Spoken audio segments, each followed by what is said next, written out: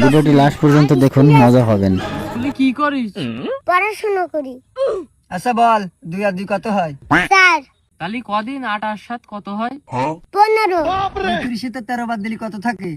22 বা ছোট ভাই, ভালোই তো পারিস। খারাপ সওয়াল পাওয়ালদের সাথে মিশবি না আর মেয়ের চক্করে পড়বি না। হ্যালো সোনা, তুমি দাও, আমি আসছি। রাস্তায় 2 সুধীর ভাই প্রশ্নের উত্তর দিচ্ছে।